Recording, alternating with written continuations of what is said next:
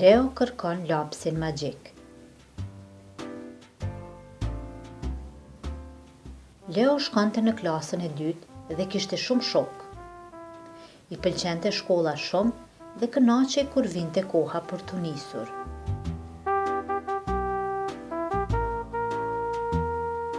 Por ai kishte mërzi detyrat e shtëpisë. Kur nuk ja kishte dashur zemra. Kur vinte në shtëpi, habitej pas lodrave, e ndonjëherë vraponte të luante futboll me shokët. Kur bëhej vonë, i kujtoheshin detyrat e shtëpisë dhe mezi i kryente ato. Prindërit e qortonin vazhdimisht për këtë, por Leo nuk merrte vesh. Ai kurrësi nuk arrinte t'i donte detyrat e shtëpisë.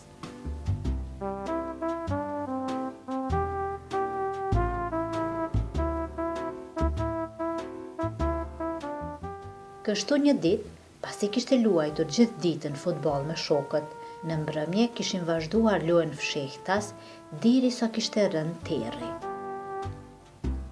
Kur u kthye në shtëpi, mezi arriti t'i lante duart dhe menjëherë u shtri në krevat për të fjetur. "Leo, ti përsëri ke harruar të bësh detyrat?" i tha Ema. "O Zot, detyrat", u kujtua Leo dhe u bë gati të ngrihet nga krevati, por nëna e ndaloi. "Jo, sonte, je tepër i lodhur. Nesër do të zgjohesh herët dhe do t'i bësh detyrat para se të shkosh në shkollë."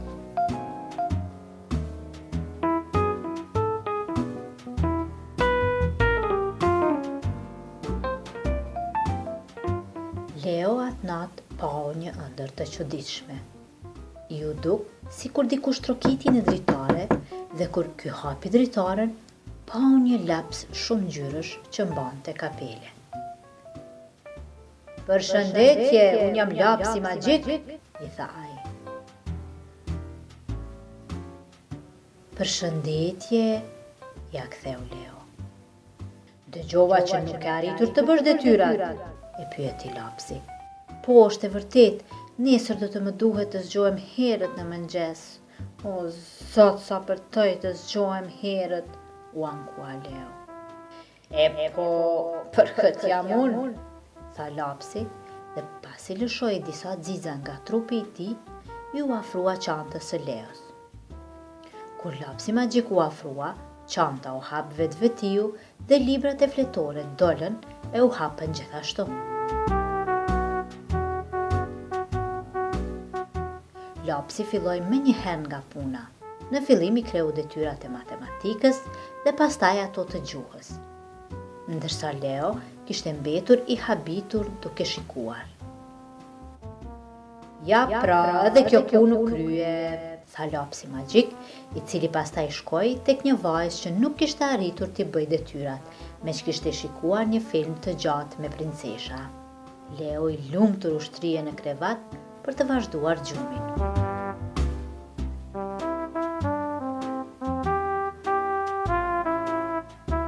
Të nesërmen u zgjua i lumtur dhe i tha nënës së tij që detyrat i kishte kryer gjatë natës. Ema u habit dhe kërkoi t'i shihte ato. Leo ja dha asaj fletoret.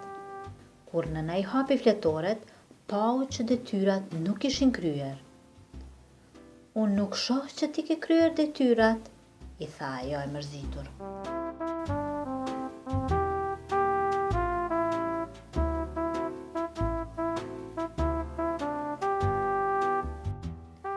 Leo ja mori fletoren nga dora dhe kur edhe vete pau që detyrat nuk ishin bërë, u habit shumë.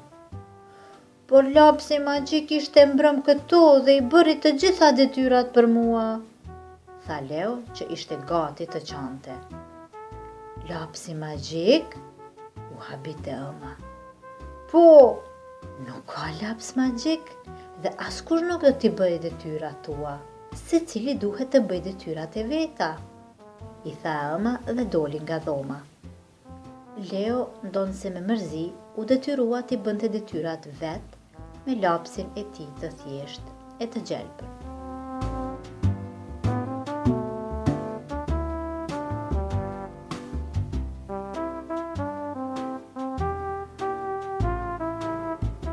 po kthehej nga shkolla, vendosi ta blinte lapsin magjik dhe me njëherë u ndal në librarinë afër shkollës. Mirë dita, ma jepni një laps magjik, i tha ai shitësit në librari. Laps magjik, u habit shitësi. Po pra, laps magjik që i bën detyrat vet, tha Leo. Nuk kemi laps të tillë dhe nuk pas kam dëgjuar që ata ekzistojnë. Ekzistojnë, unë e kam parë një laps magjik, tha Leo dhe doli nga libraria.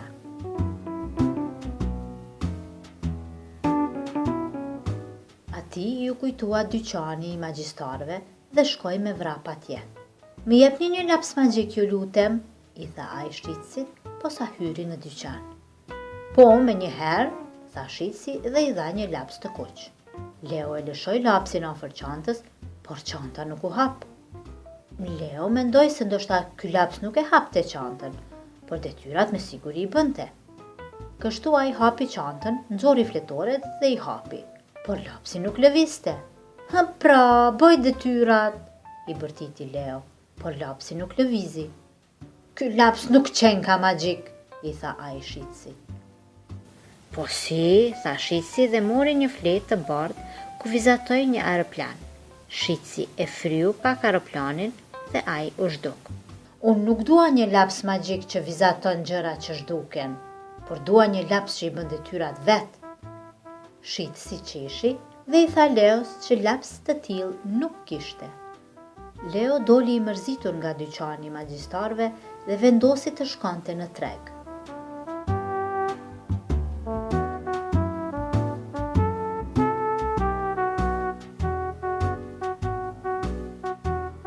Aty ai shkoi nga tezga në tezgë, duke i pyetur të gjithë shitësit nëse kishin laps magjik. Por siç duket, kërkimi i tij ishte pa shpresë. Askush nuk kishte laps magjik. Bile shitësit habiteshin me kërkesën e tij. Ai doli nga tregu i hidhruar.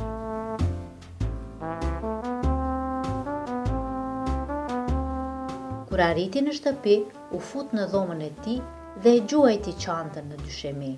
E vet u shtri në krevat dhe mbuloi kokën me jastëk. Po ziente nga inati, nuk mund të besonte që askund nuk kishte laps magjik. Duke qëndruar ashtu i pikëlluar, pas pak ai dëgjoi dikë duke qarë. E heqi jastëkun nga koka për të dëgjuar më mirë, por nuk arrinte të përcaktonte se nga po vinte zëri. Hapi derën, por zëri nuk vinte nga jashtë. Hapi dritaren, por zëri nuk vinte nga oborri. U koncentrua pastaj duke dëgjuar dhe ju duk se zëri vinte nga çanta. E hapi atë dhe tashmë zëri po dëgjohej më shumë. Kur shikoi në kutinë e lapsave dhe ngjyrave, pau lapsin e tij të gjelbër që po qante. Pse po qanti? E pyeti Leo. Po qaj sepse jam i pavlerë, u përgjigj lapsi i gjelbër. I pavlerë? Pse? U habit Leo. Sepse unë nuk mund të bëj atë që kërkon ti. Unë nuk jam laps magjik. Unë nuk ka nevojë të ekzistoj fare, vazhdoi të qante lapsi i gjelbër. Nuk është e vërtet, ti bën pikërisht atë që të them unë. Por unë nuk mund t'i bëj detyrat vet. Ti e do lapsin magjik dhe unë nuk jam i tillë, prandaj jam i pavlerë dhe nuk dua të ekzistoj më, tha lapsi i gjelbërt dhe filloi të qante edhe më shumë. Leo e pau se sa shumë e kishte lënduar lapsin e tij dhe po mundohej të pajtonte, por lapsi ishte prekur thellë.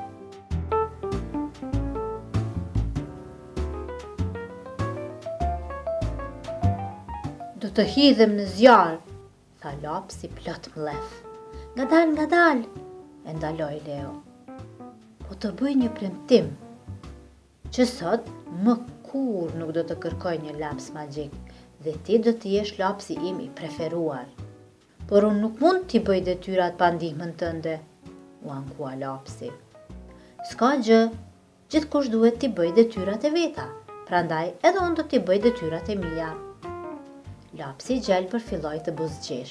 Kështu ata të dy u bën shok të pandarë dhe Leo e kuptoi se detyrat sa do të mërzitshme që duken, ato duhen bërë vetë, sepse nganjëherë disa punë duken ashtu të mërzitshme, por më vonë sjellin të mira.